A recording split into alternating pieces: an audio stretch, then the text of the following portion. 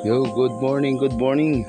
Isang panibagong araw at isang panibagong video na naman ang ating gagawin. At ang project po natin ngayon ay dragon tattoo, bali red dragon.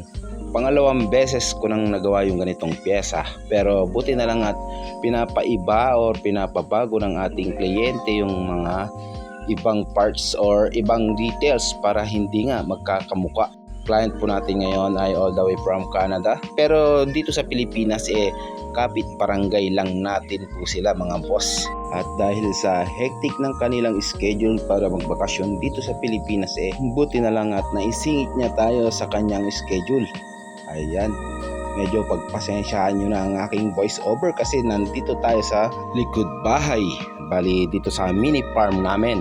Ayan, farm talaga. Dito kasi ako lumaki sa farm, sa likod bahay namin. Kaya pagpasensyaan nyo na yung mga maririnig ninyo. Bali sari-saring tunog ang maririnig ninyo dito.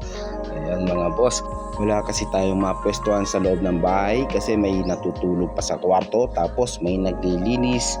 Kaya minabuti na natin dito sa likod bahay tayo po pwesto kasi masarap nga talaga dito ang pumwesto sa umaga at saka sa hapon.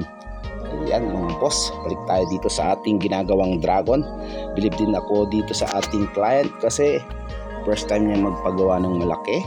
At eto nga parang wala lang sa kanya. Bali may tattoo na rin ang ating madam pero maliit lang sa forearm niya. Pero pinilit ng ating madam na mapagawa o makapagpatattoo sa atin kasi nga pabalik na rin sila ng Canada. At medyo may kamahalan nga daw doon sa kanilang lugar.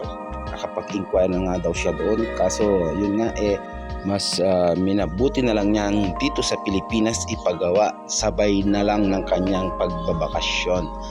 Ayan mga boss, at ito na po pala yung kinalabasan ng ating obra mga boss.